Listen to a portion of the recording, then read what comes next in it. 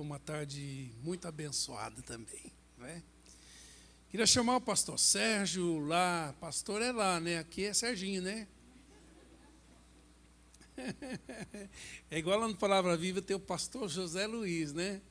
E é difícil chamar ele de Zeca, né? Mas ele é o Zequinha. Igual aqui é a Bebel, né? Também tem a Bebel. Tem o bispo Lalá ali também, né? Que é o Laércio. É, Lalá, bispo Lalá.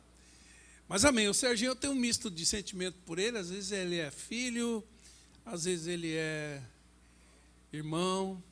Mas eu sei que é um vínculo muito forte por tudo que a gente passou, que a gente caminhou. Ele fez parte da minha vida ministerial, eu fiz parte da vida ministerial dele também. E nos abençoamos mutuamente. Isso reforçou nosso vínculo, por isso que é sempre uma alegria ter o Serginho aqui. Você vai ser muito abençoado com a palavra do mestre do Gilberto. Ele disse que você é mestre dele. Eu pensei que fosse eu, mas tudo bem. Amém. Eu não tenho doutorado, não tenho mestrado, nada disso, né? Tá bom, Serginho, Deus te abençoe.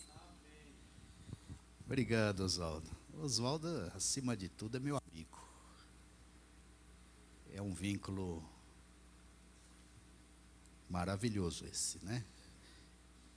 Então, você viu aí já no Facebook que Jesus chamava os 12 de apóstolos, discípulos, né?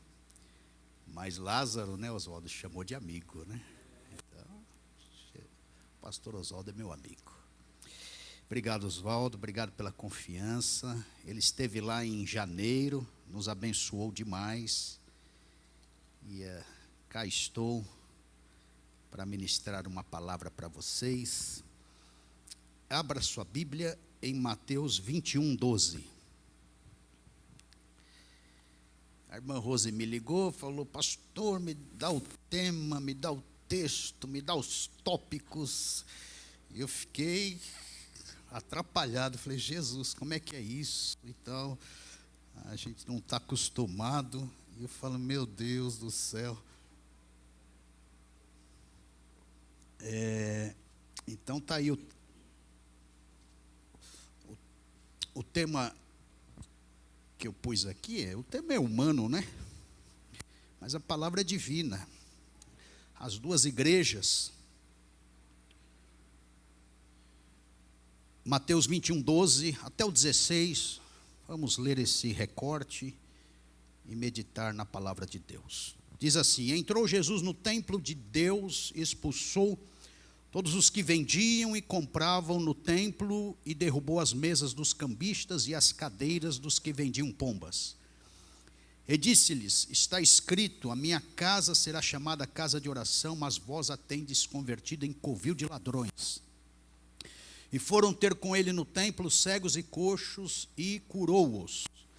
Vendo então os principais sacerdotes, os escribas e maravilhas que fazia, e os meninos clamando no templo: Hosana ao filho de Davi, indignaram-se e disseram-lhe: ouves o que dizem estes? E Jesus lhes disse: sim, nunca lestes? Pela boca dos meninos e das criancinhas de peito tiraste o perfeito louvor? Senhor, fala conosco pela tua palavra, na explanação dela, na reflexão dela, nesta manhã. Despeça-nos logo mais, abastecidos com a tua presença e com o teu maná. E gera fé no nosso coração e acrescenta, mediante as faltas do nosso viver, para a glória e honra do teu nome. Fala conosco em nome de Jesus. Amém. Jesus caminhava para os momentos finais do seu ministério. E ele então arregimenta uma multidão do lado de Betfagé e desce pelo Monte das Oliveiras. Isso é significativo porque esse mesmo monte que ele desce, dando visibilidade ao seu ministério, ao seu chamado, ao seu messianismo, Dizem os comentaristas que foi o mesmo monte que ele foi assunto aos céus, e será na mesma região que ele voltará e colocará os pés. E ele descendo com esta multidão, ele confronta a multidão que estava em Jerusalém, na cidade. Essa distância é aproximada em meio quilômetro. E ele estava de forma proposital, dando então esse torque espiritual. E eu falo isso porque aqui era o momento de Jesus falar a que veio, gerar o ponto final da sua missão, dar visibilidade à sua igreja e, consequentemente, ao reino que ele queria implantar. E ele, ao entrar no templo e não ficar na multidão, ou entrar no pretório, que era o escritório de Pilatos, ele fala que o reino dele não é deste mundo.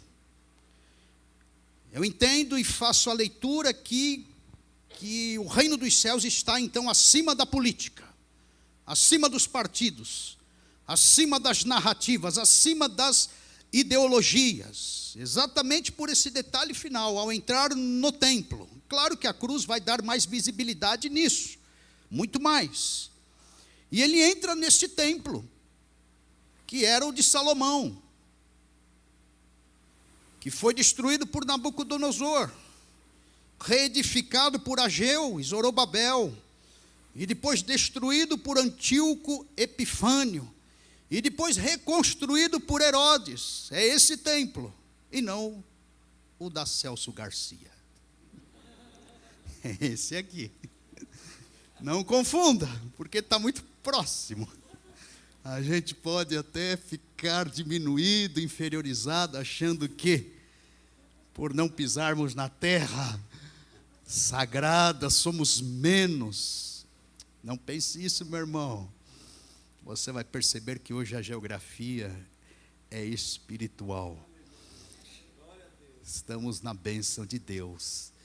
E Jesus, então, ao entrar no templo, ele viu um ajuntamento. E como ajuntamento é igreja ou eclésia, separados para uma causa, tirados à parte para certos assuntos, ele entra no templo, e eu chamei isso de uma igreja. Ele entra no templo e vê uma igreja. E eu quero pensar com vocês nessa primeira igreja, depois a gente vai para outra. Mas está aqui, uma primeira igreja. Quando ele cai no pátio dos gentios, existiam platôs neste pátio, homens frequentavam. Aqui é o pátio maior, era um lugar público, várias pessoas, um ambiente turístico até, assuntos diversos, entretenimentos, encontros e negócios. Você leu aí comigo. Ele entra então no pátio dos gentios, havia um pátio dos homens, o pátio das mulheres, depois um platô acima, o pátio dos sacerdotes, e o templo com 13 portas. E aqui nós vemos então a primeira igreja. Pontos relevantes desta igreja quando Jesus adentra e se confronta e se depara com ela. Primeiro ponto que eu quero ressaltar aqui, que era uma igreja, pelas atitudes de Jesus, caracterizada por uma religião sem crença. Eu falo isso porque os versos anteriores, quando Jesus entrou em Jerusalém, a multidão dizia: quem é este? Então nós vemos nesse ajuntamento, no pátio dos gentios, já num ambiente dito sagrado, que estes homens cumpriam um ritual. Eles estavam ali para validar a sua religião. Eles eram escravos de cerimoniais, judaizantes, eram espiritualistas meticulosos que estavam de olho na Torá, nas regras e nas filosofias da época, do ponto de vista religioso. Mas digo que era sem crença porque eles não conheciam o Salvador. Eles não conheciam Jesus, não havia ali curas, milagres, manifestações, sobrenaturalidades. Nós vemos nesse retrato esta igreja, sem o Messias, sem um Salvador, aonde eles estavam equivocados sobre a questão do sagrado. Atribuíam o sagrado a objetos, a animais, a rituais, às vestimentas, às rotulações, ao solo daquele local, aos intramuros, mas não associavam o sagrado a Jesus. Então essa é a primeira característica. E é um perigo nós cairmos nesta vala comum, porque eu sei que o pastor Oswaldo não gosta que a gente trace paralelos com outras denominações ou religiões, mas pastor Oswaldo não vai ter jeito. O clima é de observação e investigação, porque é muito fácil nos dias de hoje nós cairmos numa religião sem crença, sem o Salvador e sem Jesus. Segunda característica é que era uma igreja marcada por um forte consumismo da fé. O verso 12 fala aí, vendiam e compravam. Esse negócio, inclusive, hoje está tão forte, irmãos, que tem meia dúzia aí vendendo igreja.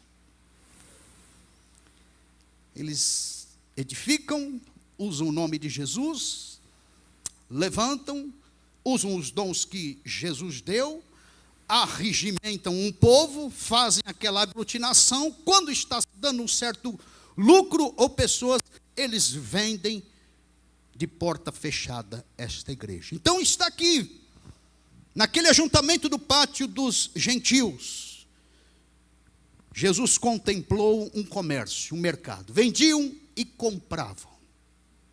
Como falei, curiosos, turistas, devotos da religião, alguns pagando seus pecados, os seus votos, comerciantes mancomunados com o clero. Então o clero levava e permitiam os aluguéis das bancas dos cambistas, verso 12 ainda. Então era uma religião voltada ao lucro. Eles faziam da religião uma máquina para gerar dinheiro e sustentar aquele sistema. E por que do comércio? Você sabe que, com base no Antigo Testamento, os penitentes vinham de longe, de lugares distantes, eles precisavam sacrificar os animais para expiar os seus próprios pecados. E a melhor forma para não haver uma exposição de que eram pecadores e de que estavam totalmente desprovidos de uma santificação, era eles entrarem sorrateiramente, disfarçadamente, irem numa daquelas banquinhas onde os animais estavam, colocarem os animais no altar, tudo de uma forma um pouco discreta, e teriam ali os seus pecados perdoados e as suas expiações liberadas. Então havia esse lado religioso e havia o câmbio, a troca das moedas. A turma vinha de fora com outras moedas e tinha que passar ali por aquelas bancas, e era indispensável isso, porque ali naquelas banquinhas e o clero não aceitavam as moedas se não fossem de Judá, as moedas vigentes na época. E, conforme eu falei, os sacerdotes levavam vantagem nisso tudo. Então haviam vários balcões para movimentar a fé. O povo era explorado em nome de Yahvé. E eles faziam do dinheiro mais dinheiro. Esse era o clima. Por isso, uma religião marcada pelo consumismo. Eu me escandalizei um tempo atrás quando descobri, ouvi um certo conjunto, nem lembro qual era, cobrar na faixa de 60 mil reais para tocar e subir no palco. E parece que nesse testemunho aí conseguiram 42 mil reais. E a pessoa falou, não, tem que ser 60 mil, foi o combinado, com 42 mil eu não subo. e deu aquele banzé no oeste, nos bastidores daquela apresentação ou culto. Então, isso acontece, irmãos. Terceira característica desta igreja é que ela é desprovida da verdadeira espiritualidade.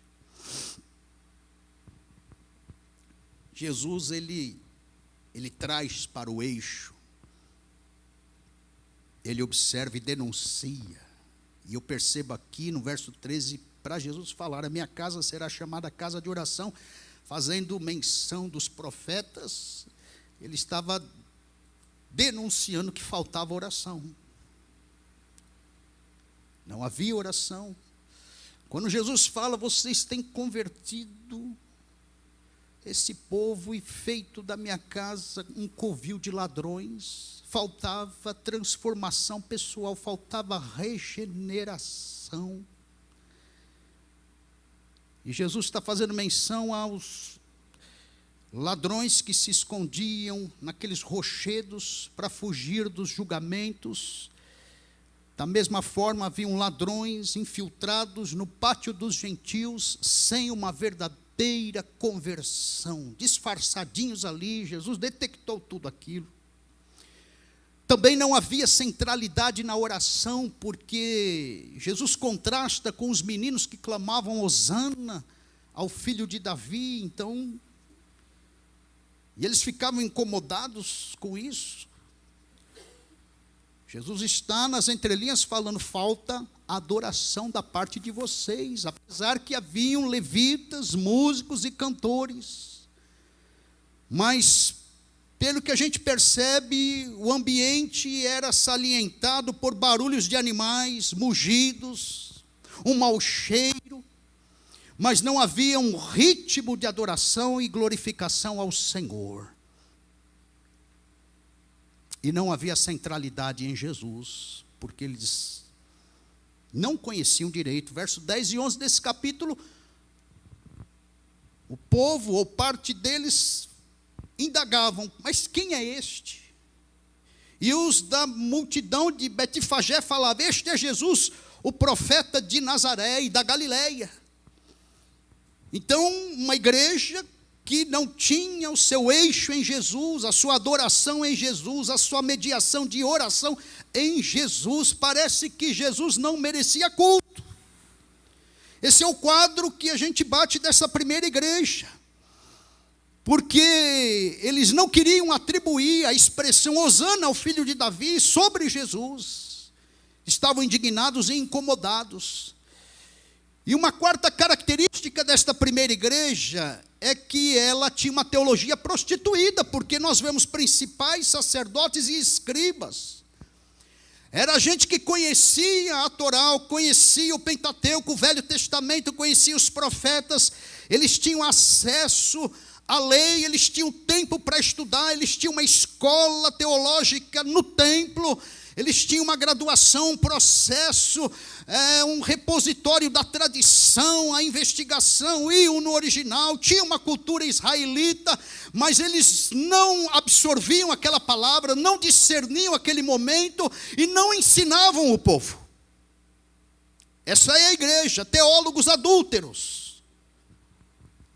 E volto a dizer, não eram ignorantes, não eram líderes desinformados ou incultos, estudiosos, conhecedores das dispensações, entendiam o que estava acontecendo, sabiam da letra morta, mas não tinham um coração sincero diante de Deus, e estavam mais a serviço do comércio, das negociações. Interessante pensar também que eles não se envergonhavam com aquele clima, eles não assumiam culpa, eles não faziam expiações por si mesmos, eles não se sensibilizavam com aquela espiritualidade inócua, desidratada, desprovida de salvação. Eram exploradores da fé, permitindo aquele descalabro, aquela situação em ruínas do ambiente judaico a qual Jesus convivera.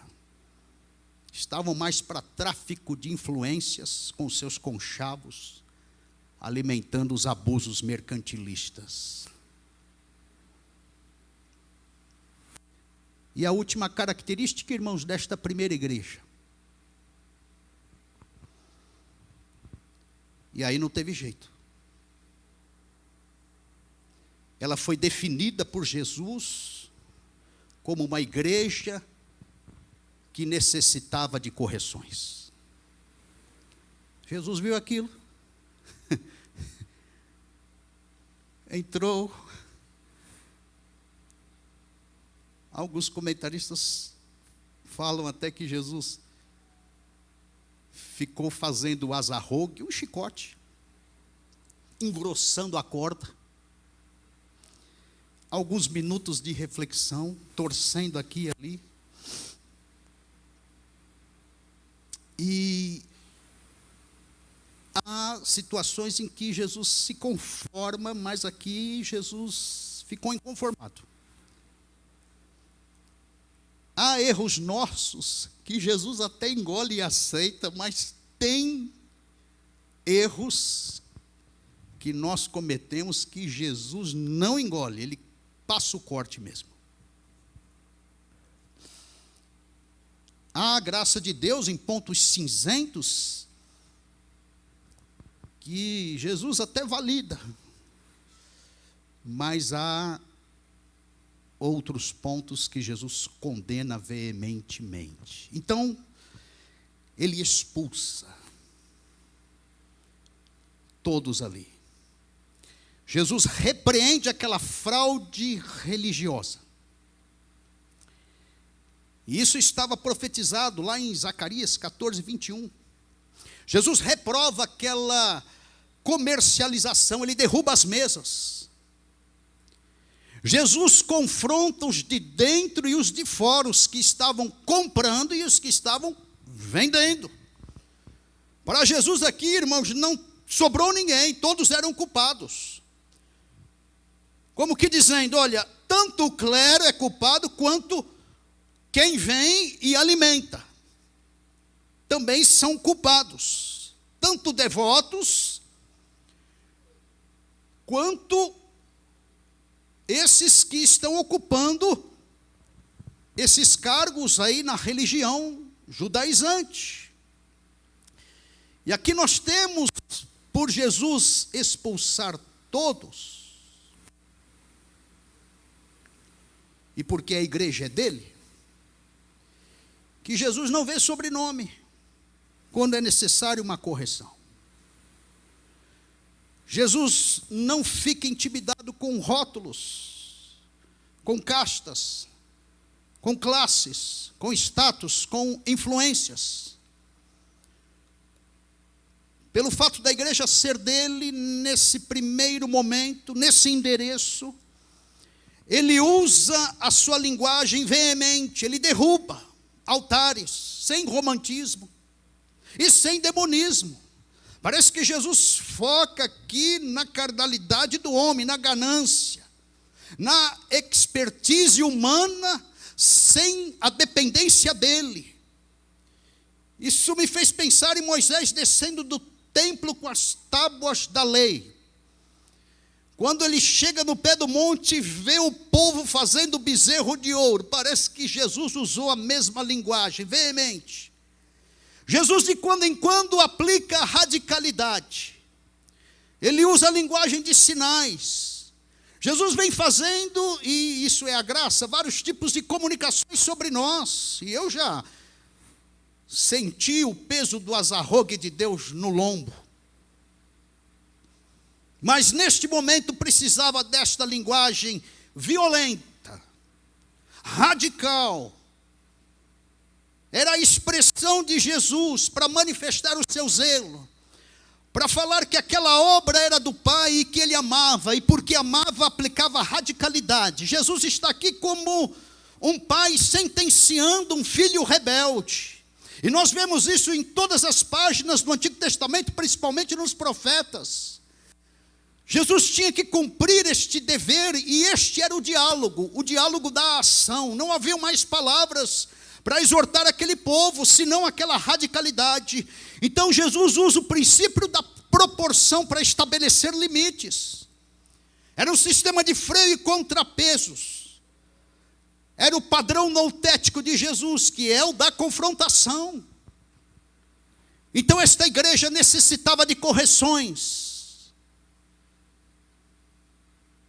E é com temor e tremor que eu falo isso, porque estamos com o pé no Apocalipse e não podemos nos dar ao luxo carnal de flertarmos com Deus ou vendermos a nossa alma para o sistema caído.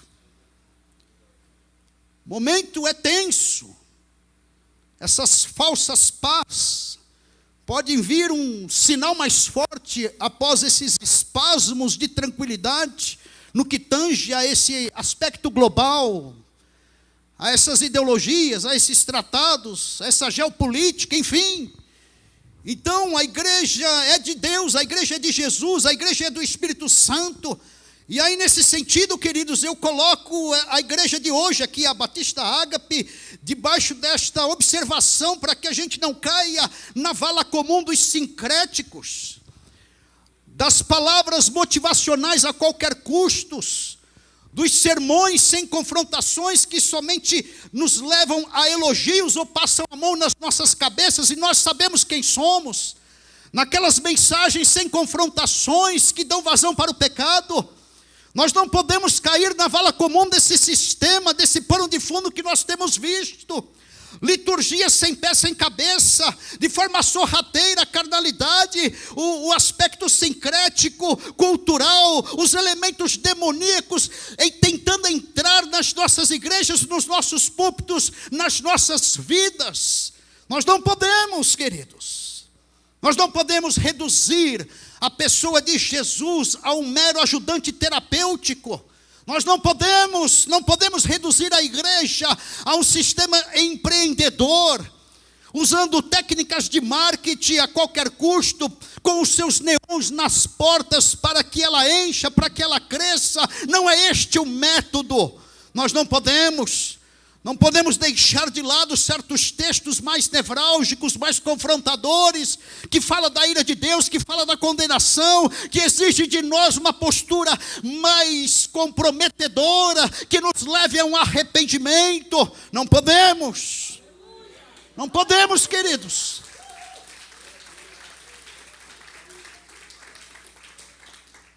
Me desculpem, queridos.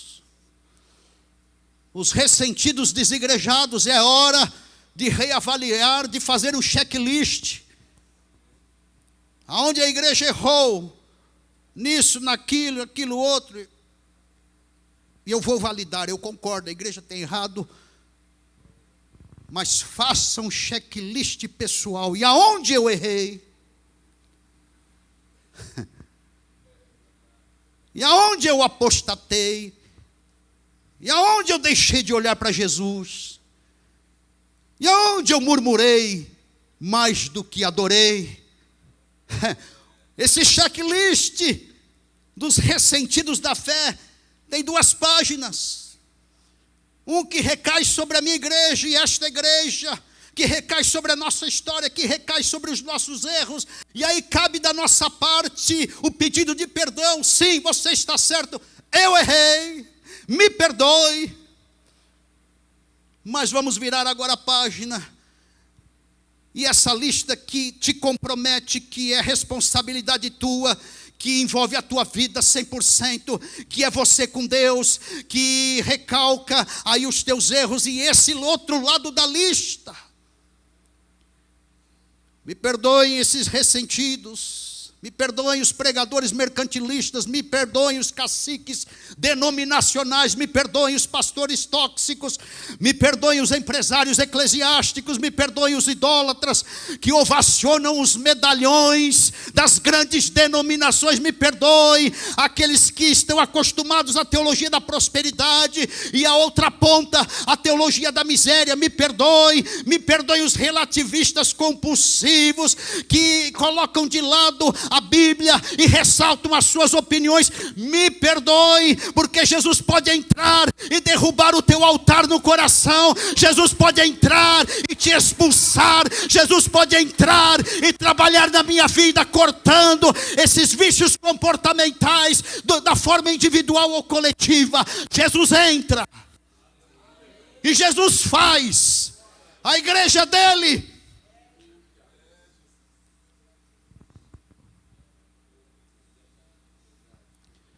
Que fique claro que somos nós que temos que nos adaptar ao estilo de vida de Jesus. Porque a igreja hoje é muito convencedora, eloquente, sedutora, para adaptar Jesus e a palavra à nossa vida. Está invertido. Assim como a linguagem, a comunicação, os valores, todos invertidos. Eles colocam na vala comum a palavra de Deus, a revelação, o Espírito Santo. Está tudo invertido. Sexo, identidade. Verdades invertidas. Verdades se transformam em mentiras. Está invertido. Valores em defeitos. Eu quero ver se essas narrativas, ideologias, costumes e usos conseguem inverter o caráter de Jesus.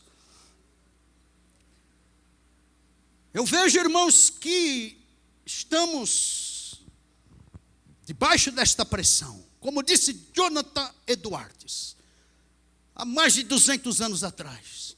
É um Jesus sem cruz, é uma graça sem reverência, é um evangelho sem arrependimento, é uma salvação sem transformação, é um céu sem inferno. E o pior, pastor Osório, que quem fala isso hoje é gente que tem 100 mil, 200 mil, 1 milhão de seguidores.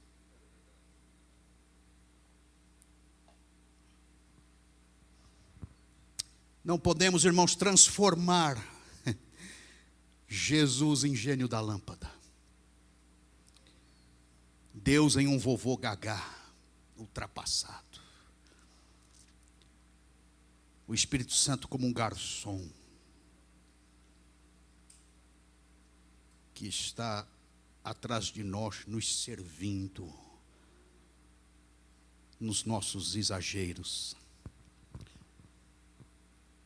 desperdícios, materialismos e carnalidades. Esta igreja, na época de Jesus, há 2000 anos atrás, no pátio dos gentios, criaram um Deus falso. E cabe uma repreensão. Não estranhe. E aqui, pastor Osório, me perdoe, né? Esse ponto aqui que é exortativo, né? Porque, irmãos, nós pastores temos uma ética, que eu rasguei ela aqui nesse púlpito aqui. A gente não vai na igreja do outro exortar. Já rasguei a ética aqui, pastor, me perdoe. Mas, irmãos, é que eu preguei isso na nossa igreja, pastor Oswaldo, porque o povo estava caindo nessa vala comum. A turma lê só bênção, só vitória. Mas, irmãos, em todas as igrejas tem lá uma correçãozinha. Em Coríntios, Paulo falou: não vos associeis com aquele que, dizendo se irmão for fornicário, avarento, idólatra, maldicente, beberrão, roubador, nem comais com ele. Eu falo isso meio que aliviando o meu coração, porque a gente às vezes quer todo tipo de ovelha, e quer que a igreja cresça e encha, mas vem bode e lobo junto. Em Tessalônica ele falou: admoesteis os desordeiros. São igrejas com o tom de Jesus, com a ordem do céu, com a seletividade divina. E está tudo certo.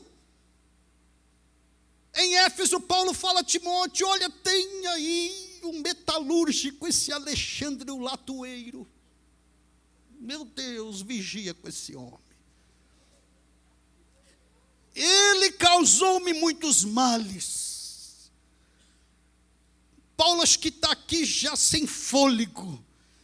Já entregou na mão de Deus, porque não tinha mais o que fazer, estava preso para ser morto. O Senhor que lhe pague segundo as suas obras, e ele dá o conselho para o Timóteo. Talvez mais ingênuo, novinho, não sabia, falou: guarda-te dele também, porque resistiu muito às minhas palavras. Em Creta, Paulo fala a Tito: olha, tem esses cretenses mentirosos, bestas ruins, ventre preguiçosos, repreende-os severamente. Amém, queridos? Pastor Oswaldo, está tudo certo. É o saramanaia de Jesus.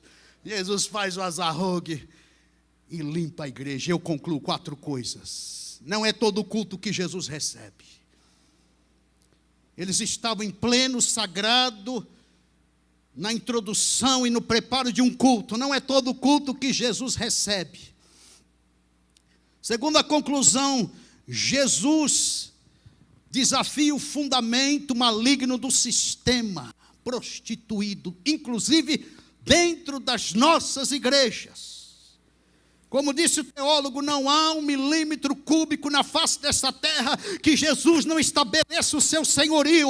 Ele é Senhor de todos os ambientes. Ele é Senhor da minha vida, da tua vida, de todo cubículo, de todo cômodo, de todo lugar, de todo endereço, de toda repartição, de todo balcão. Jesus é Senhor, desde a cadeira da presidência da república até aqui o nosso solo. Jesus manda, tem domínio, é a soberania dele.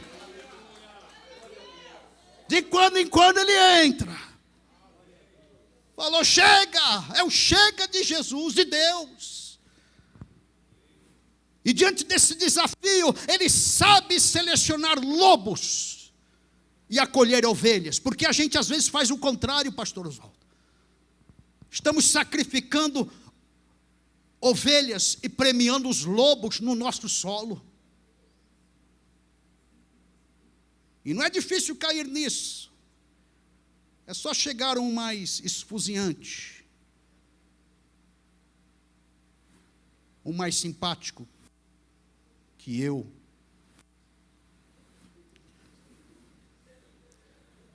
Irmãos, eu não sei, falou para eles da minha fama que era aqui, pastor Oswaldo? Você não falou, né? Eu estou tentando mudar, pastor. Eu não consigo. Vamos manter segredo. Terceira conclusão: Jesus quebra altares erigidos pela ganância.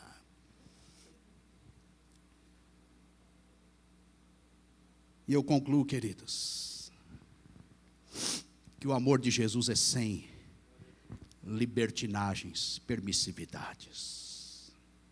É na cartilha dele. Mas há uma segunda igreja, no mesmo solo, no mesmo ambiente. Que coisa linda, irmãos. Isso aqui o profeta Ezequiel falou, é o rebuliço. É aquela mudança. É quando Jesus entra, essa segunda igreja, irmãos, é outro nível. Porque essa segunda igreja, misturada com aquele povo, com aquela eclésia. Irmãos, o verso 14 diz que foram ter com ele. Essa segunda igreja, ela buscava o seu Salvador. Ela sabia quem ele era. Ela anunciava para os demais, indiferentes, alienados: esse é o Jesus, o profeta de Nazaré. Esse é o Messias. Essa primeira igreja, ela vem acompanhando Jesus, ela vem ladeando Jesus, ela desce do Monte das Oliveiras, ela vai estendendo ali as honras, para que ele pavimente, chegue e seja reconhecido. Então ela resgata o sagrado. Ela não foca em objetos, em animais, em utensílios, em acessórios. Ela foca em Jesus, que era Deus. E a gente percebe isso pela entrada triunfal de Jesus. Trouxeram um jumento, uma jumentinha desde ali de Betfagé. E ele vem assentado. E eles reconhecem na pessoa de Jesus uma realeza pacificadora. Eles enxergam Jesus com a sua missão bem humanizada. Esse homem era tão humano que só poderia ser divino. Eles entenderam ali nas entrelinhas, de forma superficial, talvez, ou profunda, eu não sei, mas que ele trazia uma nova ordem, focada na simplicidade. A personalidade dele era desprovida de aparatos bélicos, militares ou políticos. Ele vem montado num jumentinho. Então veio o governo daquele homem, e ele estava comunicando todos esses detalhes ao povo, dizendo... E o povo reconhecendo que ele era desprovido de ganâncias, de ostentações, de soberbas, porque veio num jumentinho. Então veio a mãe, a jumenta, e um jumentinho ali, então emprestado até. Os comentaristas falam que isso implicava em grande humildade. Tanto esse jumento, essa jumenta, e o jumentinho ainda mamando, recém-nascido, apontava para isso, emprestado. Esses são os detalhes e os perfis de Jesus. Precisava de apoio das pessoas. Jesus usava pessoas ao seu redor para cumprir a sua obra, como o sirineu ajudando a carregar a cruz. Então ele tinha mandado, diz aqui o capítulo, os apóstolos irem até a aldeia, pegar o jumentinho e trazer de forma emprestada. E aqui a gente ressalta a humildade, simplicidade, o desprendimento de Jesus em todos os aspectos, porque o jumento era emprestado, as roupas de Jesus eram doadas, o colegiado era voluntariado, a casa que ele vivia, pernoitava, era dos outros, o dinheiro era de ofertas, e a igreja dele era nas casas, nas ruas. Isso nos diz muita coisa. Jesus era manso, Jesus era gracioso, Jesus, por ser essa pessoa, teve a aprovação do povo. Diz que esta segunda igreja estendia então as vestes, ramos de árvores. Isso era reconhecimento, validação da realeza, aprovação do messianismo. Esta segunda igreja, pastor Oswaldo, igreja Batista Ágape, eu quero crer que é essa. Essa igreja que faz aclamações, que entende a pessoa do Salvador, que diz Hosana, que significa salva-nos, confere vitória, por favor nos ajude. Era uma oração lá do Salmo 118, te rogamos, estenda as mãos. Tudo isso está incluído em Hosana. A igreja centrada em Jesus, ela reconhece ele como filho de Davi. Pode até apontar para um quê político no sentido escatológico, mas ele era o ícone de Israel, ele vinha da tradição davídica, ele estava como redentor, fazendo parte no clímax da redenção. Está aqui a outra expressão, a terceira expressão, o que vem em nome do Senhor. Essa segunda igreja reconhece a missão divina. Essa expressão que vem em nome do Senhor o Senhor possui a autoridade de Adonai, de Yahvé, de Deus. O Senhor vem na vontade máxima de Deus, o Senhor é o sim de Deus, a tua pessoa é relevante, a tua figura é central. O culto está sobre o Senhor é eixo de devoção das nossas vidas. Esta é a segunda igreja. O Senhor Jesus era o centro da fé para esse povo que estava pisando no mesmo solo, Então, irmãos, é uma mescla de visões.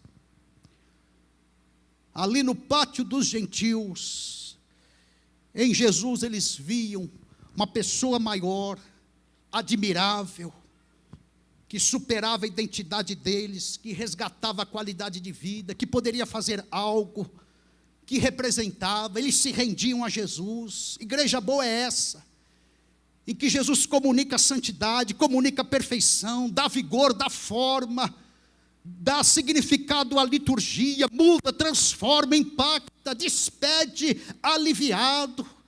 Igreja boa é essa, onde conectado nele, ele não esgota, ele é fonte inesgotável. Esta é a primeira característica desta igreja, foca em Jesus. E a segunda característica é uma igreja que manifesta a glória de Deus, depois do ambiente santificado. Verso 14, fala que cegos e coxos foram ter com ele. Irmãos, você sabe, né? Sofrimento anda de mãos dadas com a glória. Então fique tranquilo, você que está com espinho na carne, debaixo de um jugo, arrebatado por uma tensão, por uma opressão, por uma preocupação. Você tem grandes chances de sentir o peso. Glória é peso. Glória é a visitação do peso de Deus. Você tem grandes chances de ser visitado pelo peso de Deus. Jesus entra, limpa, com o ambiente santificado, ele manifesta a glória. Curas, milagres, operosidades, manifestações. Jesus mostra a cara, está aqui a missão dele. Ele não veio num cavalo branco, virá no Apocalipse, com um teor político forte, mas por enquanto aqui é missão espiritual. Meu reino não é deste mundo. A igreja cresce sorrateiramente, conforme a parábola ali daquela erva, daquela folhagem crescendo para aninhar outros. Mas aqui Jesus expõe a sua natureza, como homem perfeito, como braço de Deus, ele aproxima o céu, e ele manifesta a sua glória, o seu peso, a sua presença. Então em Jesus nós temos nossas lágrimas enxugadas. Igreja boa é essa daqui. Jesus suspende a dor, cessa o ciclo do sofrimento, ele curou cegos e coxos, restituiu perdas.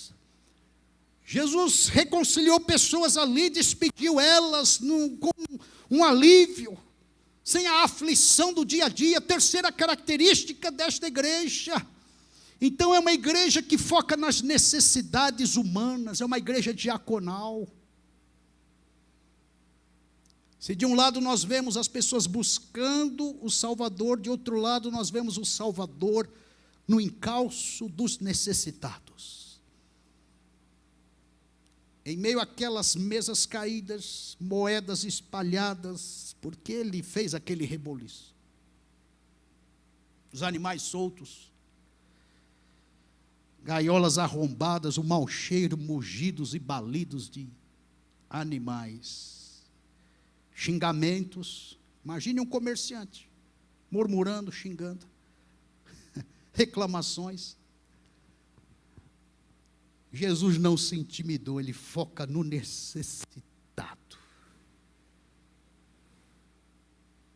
Eu concluo aqui, queridos, que na igreja de Jesus, Jesus quebra o telhado para curar o paralítico. Jesus não se importa com o prejuízo de 2.000 porcos para libertar um gadareno.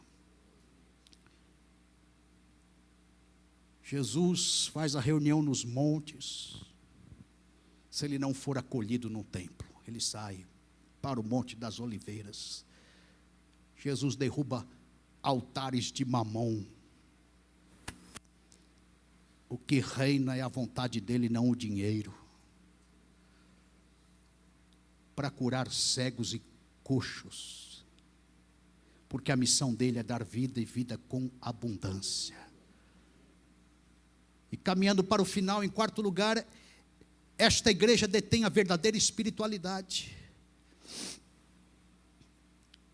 O ambiente santificado, conforme falei, expulsou os mercantilistas, ele resgata a oração. Vamos orar, porque a minha casa é chamada casa de oração. Faltava reaver a devoção, a meditação e a contemplação. Jesus então vai trazendo para o eixo. Ele fala, verso 13, está escrito. Ele usa a palavra. Depois, verso 16, ele também fala. E traz a palavra novamente do salmista. Nunca lestes. Fique tranquilo, desacelerado. Fique ensinável, vulnerável neste sentido. E aqui eu denuncio que existem algumas pregações que estão muito mais para jargões, chavões, frases de efeito, do que para uma escritura aberta e explanada. E muitos babam em cima disso, mas não tem sustentação. É como que numa enfermidade a pessoa precisasse receber uma quimioterapia e numa pregação superficial, com uma teologia de superficialidade, só de jargões, frases de efeito e motivacional, desse uma Novalgina, um Dipirona, não resolveria e não resolve a situação. Então, a igreja boa é aquela que Jesus resgata a sua palavra e manifesta a sua voz. Esta segunda igreja, Jesus aplica a doutrina dele, ele resgata o Antigo Testamento, ele determina a sua vontade. E ele expressa as suas verdades. Ele traz a sua palavra para o pátio dos gentios. Interessante pensar, irmãos, que nesse ajuste litúrgico, a adoração também foi lapidada. Os meninos clamando no templo, Hosana ao filho de Davi. Irmãos, as crianças clamando e os homens protestando. Olha que contrassenso. Os principais sacerdotes e escribas querendo silenciar a verdadeira adoração. E os meninos se prostrando e reconhecendo entusiasmados, Hosana, Hosana, ao filho de Davi. No texto paralelo, Jesus falou assim: vocês destruam este templo, que até então, 46 anos, estava sendo construído, que eu o reconstruirei em 3 dias. Jesus está usando um recurso hebraico para falar que ele é o tipo e o templo é o antitipo. Ele é a pessoa e o templo é o simbólico. Que doravante ele é o local de adoração, ele é o foco da adoração. E o que eles faziam era totalmente religioso e litúrgico, no aspecto humano. E daquele ponto em diante, haveria de ter o aspecto do culto e da adoração em espírito e em verdade, sendo ele o foco. E o que aquelas crianças estavam fazendo, queridos, nessa segunda igreja era o correto, ministrando verdadeira adoração. E eu encerro falando que esta segunda igreja, ela referendava na pessoa de Jesus os legítimos convertidos, porque Jesus fala assim: da boca dos meninos e das criancinhas de peito, tiraste o perfeito louvor. Irmão, Jesus, na sua teologia, ele inverte o referencial. Você sabe disso. E aqui é para nós sempre um lembrete. Porque em certas características, Jesus coloca as crianças na sua singeleza, humildade, simplicidade, Jesus foca neles como referenciais para as nossas vidas. Se não vos converterdes, num outro texto lá de Mateus, Jesus fala isso, e não vos fizerdes como meninos, de modo algum entrarei no reino dos céus. É o que Jesus está dando prática ao seu ensino, falou, é deles. Pega aqueles homens cheios de vícios comportamentais e esvazia, falando, olha para eles. O que eles estão fazendo aqui, essa adoração, essa devoção, essa entrega, esse reconhecimento, isso é que está certo. Isso é que é culto, isso é que é oração, devoção e adoração, são eles. Jesus tem essa prerrogativa, você já percebeu isso? Ele vai invertendo os referenciais. Ele fala, o protótipo humano são as crianças, porque aquele que não se tornar humilde como este menino, de maneira nenhuma verás o reino dos céus. Mateus 18:4, ele recalca essa ideia.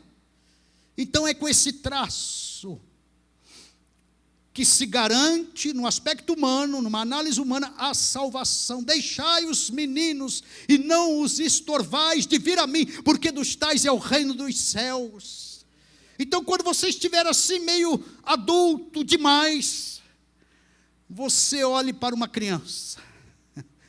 Quando você estiver assim, muito cheio de si, no aspecto da idade, da maturação, da vida, experiente, se perdendo nos valores,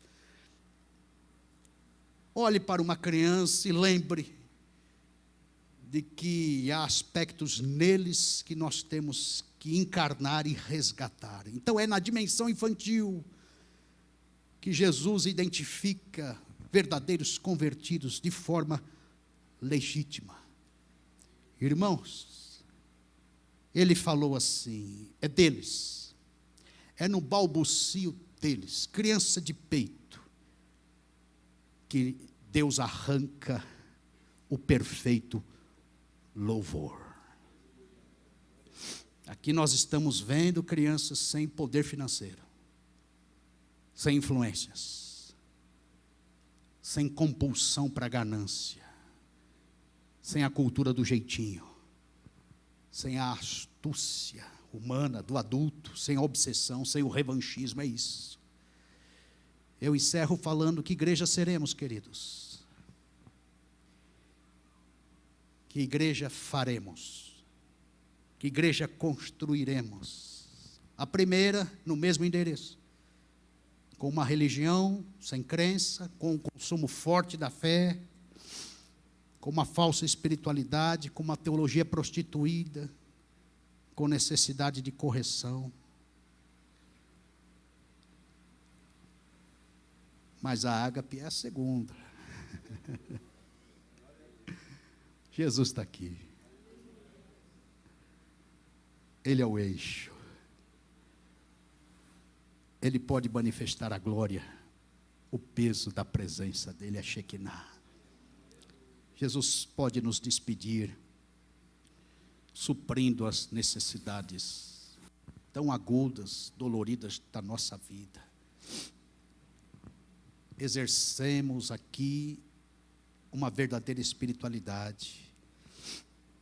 E vamos sim observar as crianças. Temos muito que aprender com elas. Então, em uma, Jesus é abafado, na outra ele é honrado. Em uma o comércio é o eixo, na outra ele é o eixo. Em uma Jesus é desconsiderado, quase anônimo. Na outra ele é adorado, ovacionado, reverenciado. Na uma ele é profeta no máximo, na outra ele é o Messias desejado de todas as nações. Posso orar, pastor Osório?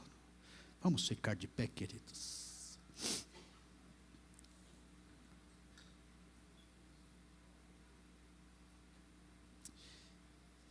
Então eu faço esse apelo, considerando a segunda igreja, é claro. Você que não tem Jesus como eixo da tua vida, faça um sinal aí com a sua mão, reconhecendo Ele como Senhor e Salvador. Você que precisa sentir o peso da glória de Deus porque está sofrendo, verifique aí, sonde o teu coração com Ele. Você que está visitado por uma necessidade, precisa de uma diaconia, da intervenção, do toque e do torque sobrenatural de Jesus.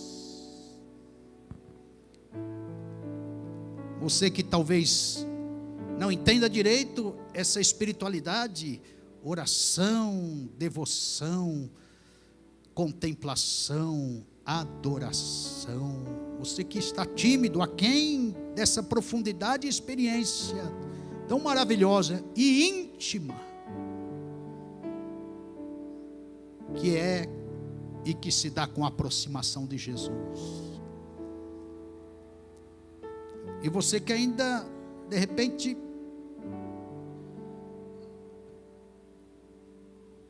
não passou pela experiência máxima da vida, que é a conversão. Eu sei, o casamento é maravilhoso, as fotos, o álbum, a festa. Eu sei, o nascimento do filho é incomensurável. Eu sei, a conquista de um título, um canudo, uma cadeira, um sucesso, coisas humanas, promessas divinas sobre tudo isso, eu sei, mas o grande salto existencial, queridos, é a conversão.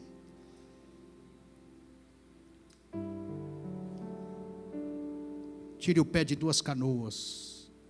Você que está no mesmo endereço, com aspectos da primeira igreja, coloque os dois pés na segunda, no mesmo endereço. Senhor, em nome de Jesus, nós oramos nesta manhã, e eu te agradeço, Pai, por esta oportunidade. Eu peço a tua graça sobre nós. Senhor, vem nos curar de toda sombra, de toda pressão, de todo contexto, de todo o sistema caído, de toda comparação escravagista, de todo medo, de toda esquisitice no aspecto de identidade como igreja. Vem nos curar, vem nos libertar, Senhor, em nome de Jesus, nesta manhã. E faça-nos entender, Senhor, que o que vale são estas características dessa segunda multidão que desce de Betfagé e é impactada e visitada pelo Senhor, porque fez do Senhor o eixo, o centro, foi curada. Esse povo que fez uma adoração legítima, que se rendeu com todas as forças, entendimento, com toda a sua mente e coração. Senhor, em nome de Jesus, que nós não vendamos a nossa alma, ó Pai, nesse mundo caído e para esse mundo caído, com esses valores malignos e satanizados, mas que sejamos, ó Pai, preservados pelo Senhor nisso tudo. Em nome de Jesus, ó Pai, vem nos curar, vem quebrar grilhões e cadeias nesta manhã, Senhor. Vem, Senhor, tirar cegueiras e paralisações. Vem nos liberar para que a gente avance, caminhe. Deus, e levanta-nos como adoradores em espírito e em verdade, desprovidos de objetos. Não precisamos, Senhor, na sua essência, na sua profundidade, que sejamos, ó Pai, um culto ambulante por onde andarmos, devotando ao Senhor, orando sem cessar, resgatando com singeleza e sinceridade de coração, ó Pai, os teus atributos, a tua natureza, elogiando sempre ao Senhor, em nome de Jesus, ó Pai, que sejamos esses convertidos até comparados com meninos e crianças de peito, em nome de Jesus, ó Pai, que aprendamos com eles e que tenhamos características nesses aspectos e nesses perfis, até infantis.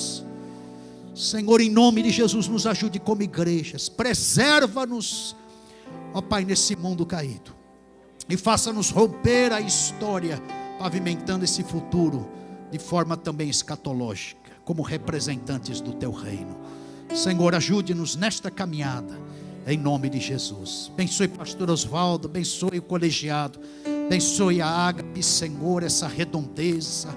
Senhor, traga gente, traga ovelhas, traga desviados, traga, Pai, em nome de Jesus, libera o que está retido para esta comunidade de fé, torna pulsante, rompa estas paredes, Senhor, que venha essa multidão. O Senhor trabalhou aqui com multidões, que venha essa multidão, Senhor, em nome de Jesus, e prospera, Senhor, de forma bíblica, espiritual, a que glorifique o teu nome sempre. Obrigado, Senhor, em nome de Jesus. Pastor Oswaldo.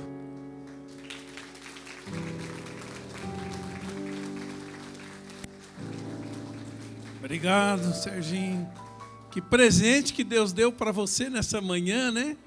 Serginho e Jeconias. Que maravilha. Queria chamar o Jeconias mais uma vez, que vai cantar mais uma canção. A igreja fica de pé ou pode sentar? Pode ficar de pé.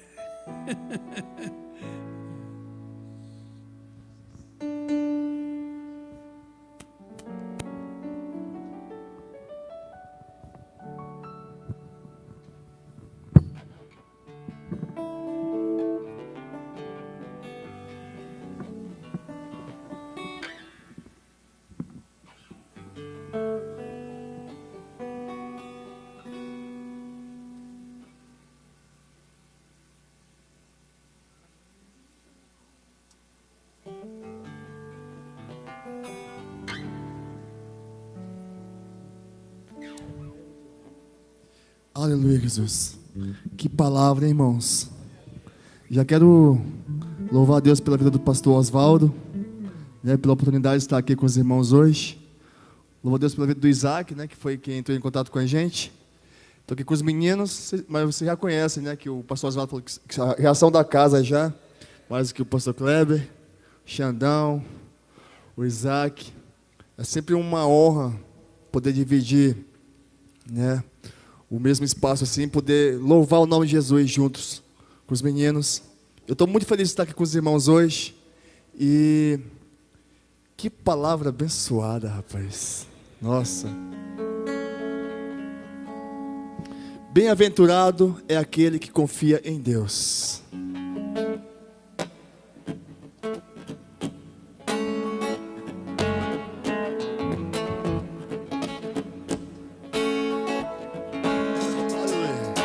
Bem-aventurado é aquele que confia em Deus e não se deixa enganar pela voz do inimigo. Fazendo isso ele sabe que seguro está, pois para o fraco e aflito Deus é abrigo. E quando a tempestade vem e faz o mar se agitar, Deus está no barco e não deixa ele naufragar. Vale a pena confiar. O Deus que está com você é o mesmo que abriu o mar. Essa palavra. Deus faz aquilo que o homem não consegue fazer. É muito mais do que pedimos ou pensamos, porque nele é todo o poder. Faz o impossível se tornar possível, porque ele é poderoso, majestoso, Deus forte, autor da nossa fé.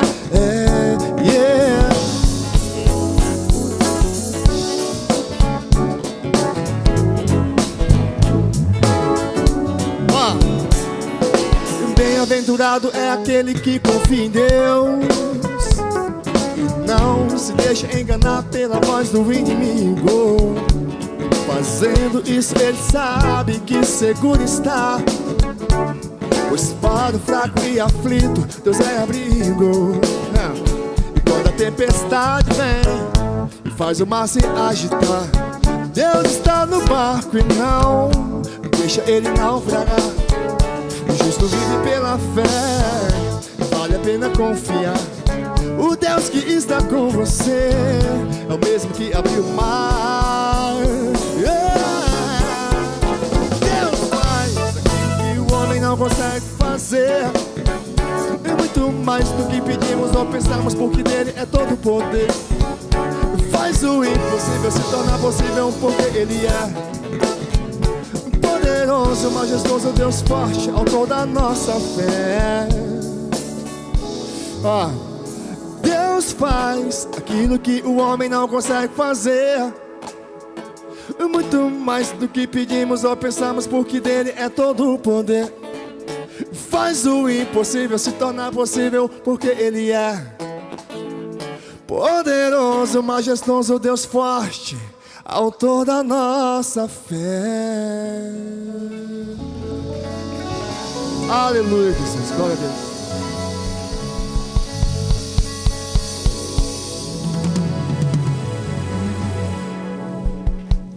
Poxa, dá vontade de seguir ouvindo Jeconias assim, né?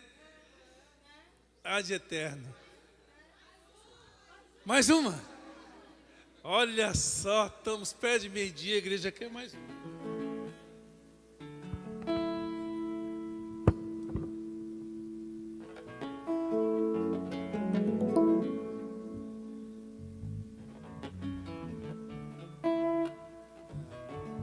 Essa que eu toquei aqui, ela é autoral, gente, nem falei. Essa é palavra mesmo, né? Tem uma outra canção, Salmos 125.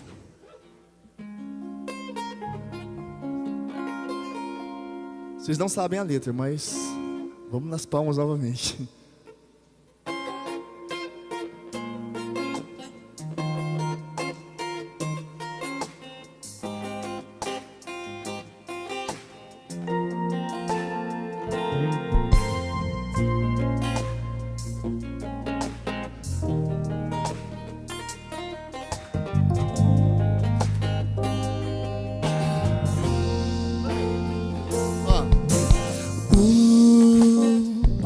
Confiam no Senhor, são como o monte Sião, que não se abala, mas permanece firme, pois a sua força vem de Deus, aquele que tudo criou, e não pode ser vencido, não. Por isso eu confio em Deus, que minha fortaleza é. Mesmo quando fraco estou, avanço com a minha fé, confiando que Ele fará o milagre acontecer. A noite pode até durar, mas logo vem o amanhecer.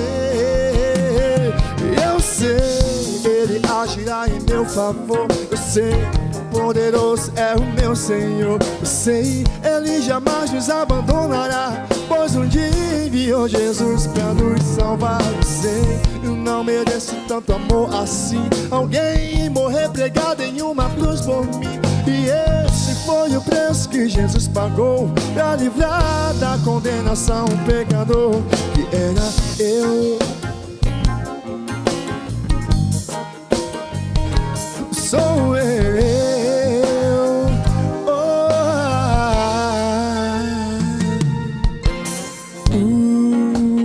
Os que confiam no Senhor são como o monte Sião, que não se abala, mas permanece firme, pois a sua força vem de Deus, aquele que tudo criou, e não pode ser vencido, não. Por isso eu confio em Deus, que minha fortaleza é. Mesmo quando fraco estou, avanço com a minha fé, confiando que Ele fará o milagre acontecer.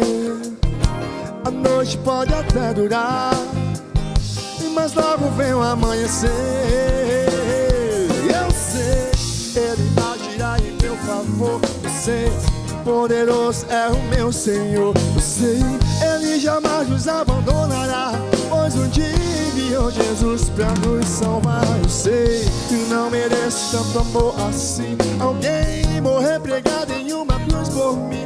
E esse foi o preço que Jesus pagou pra livrar da condenação um pecador que era eu.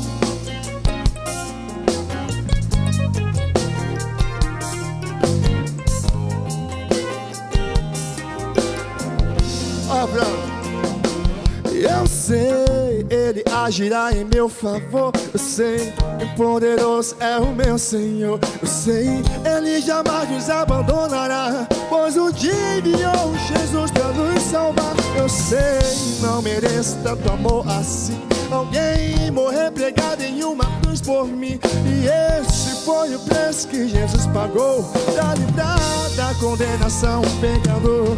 E era eu. Sou eu, oh, era eu.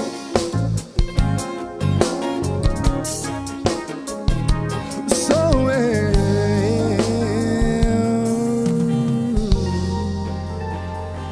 Aplauda bem forte em nome de Jesus. Aleluia.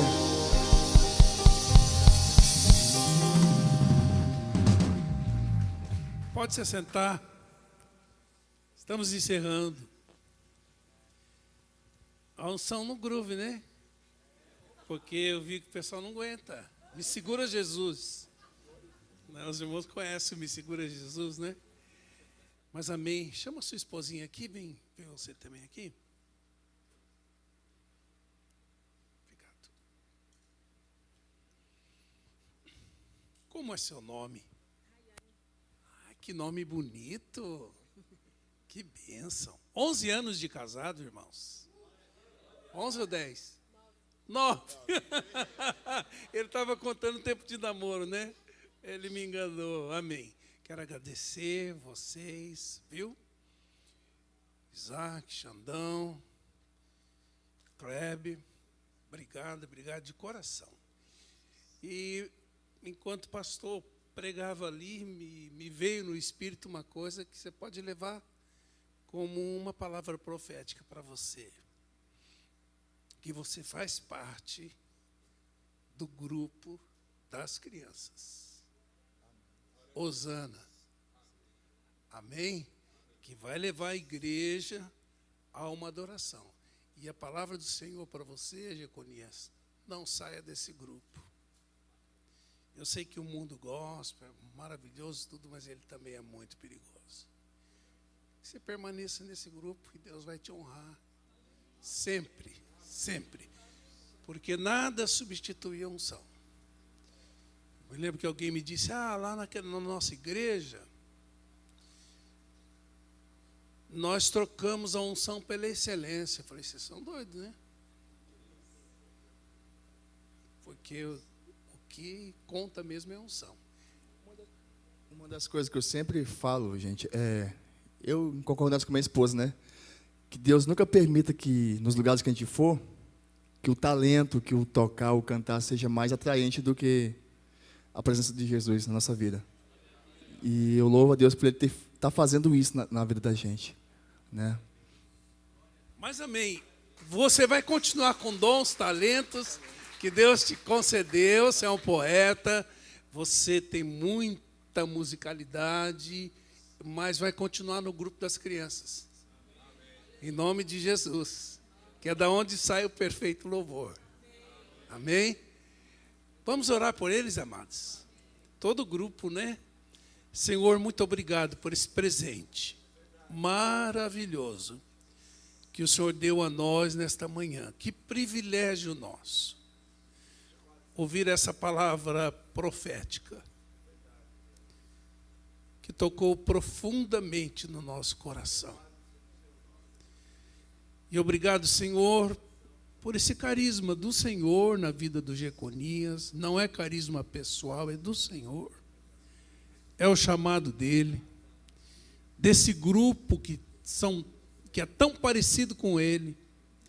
Muito obrigado, Jesus. Continua abençoando esses músicos, concedendo mais habilidade, mais talento, mas, sobretudo, mais quebrantamento, mais unção. Nós sabemos que nesse altar aqui estão pessoas que te temem, que te amam, que vão servir-te com a motivação mais legítima possível. Nós agradecemos por isso, Senhor. Pedimos a bênção do Senhor sobre a vida deles. Abençoa as obras das mãos deles. Prospera o caminhar deles. em nome de Jesus e para a tua glória. Amém. Muito obrigado. Vocês gostaram do Diaconias? Amém. Quem sabe ele volta, né, irmãos? Espero que sim. Passo a palavra ao pastor Laércio, que vai fazer o encerramento do culto.